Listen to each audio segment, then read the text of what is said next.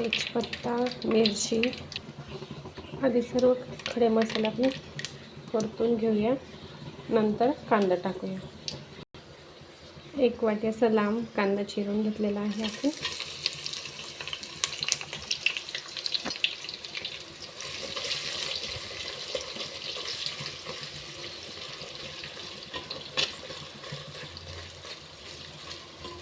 थोडंसं असं golden brown होईपर्यंत परतून घेऊया.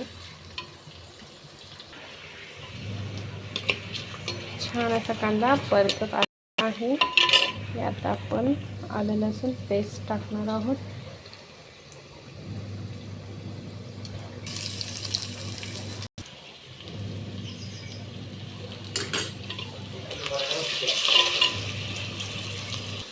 यात लसूण खोबरं कोथिंबीरीचा मसाला होता तोही 1 चमचा. मसाले आपले छान परतून झाले. त्यात 1 टोमॅटो मीडियम साईजचा याची प्युरी केलेली आहे, ती पण मी टाकून देणार आहे.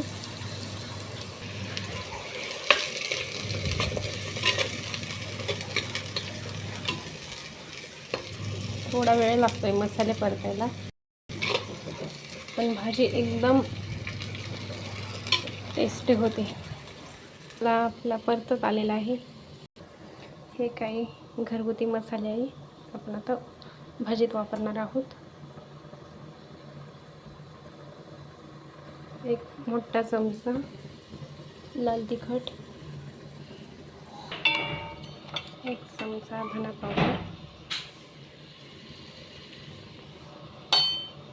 1 मोठा चमचा काळा मसाला, 1 चमचा हळद. असे सर्व मसाले एकत्र करून घेऊन छान परतून घ्यायचे आहे. मिक्सरच्या भांड्यात मसाले वाटल्यानंतर थोडं पाणी टाकून ते पाणीही टाकून देते, जेणेकरून मसाला जळतही नाही, छान परतला जातो.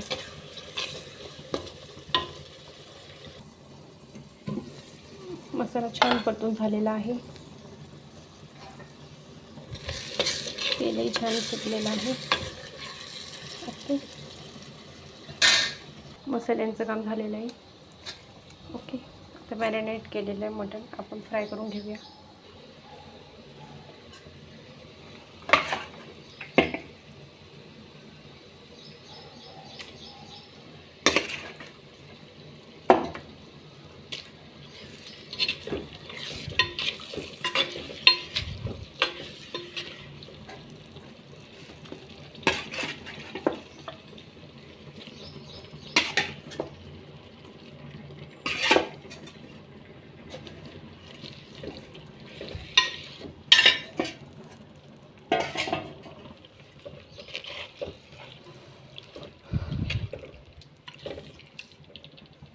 मॅरिनेट करताना ऑलरेडी तिखट, मीठ, हळद टाकलेली असते, म्हणून मीठही टाकलेलं असतं, म्हणून मीठ जरा बेताने वापरावं.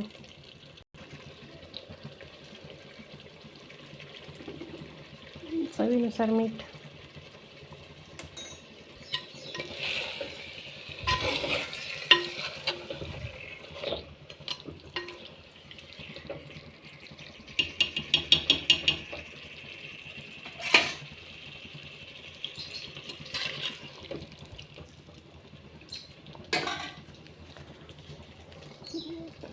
झाकण लावून 1 वाफ काढूया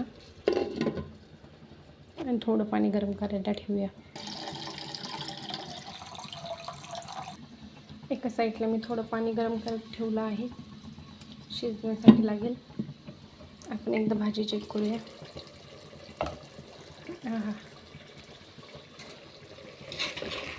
छान वाफवते.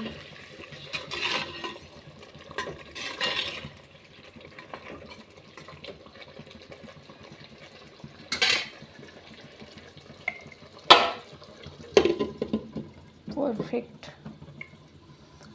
अगदी व्यवस्थित बसले झाकण. पाण्याला उकळी आली की अर्धच पाणी टाकूया आपण यातलं. पाण्याला उकळी आलेली आहे. एकीकडे माझ्या चपात्या चालू आहे. आता भाजीत आपण पाणी टाकून देऊया.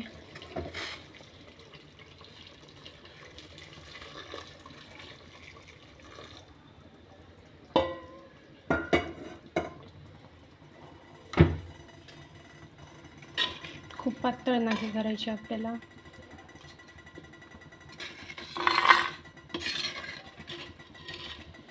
ओके.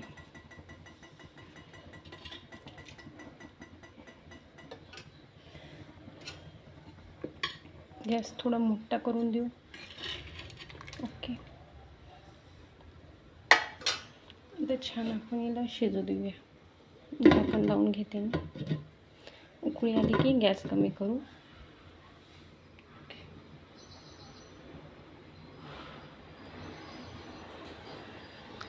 एक वेळ आता मी चपात्या करून घेते पटापट. पहा किती छान उकळते भाजी.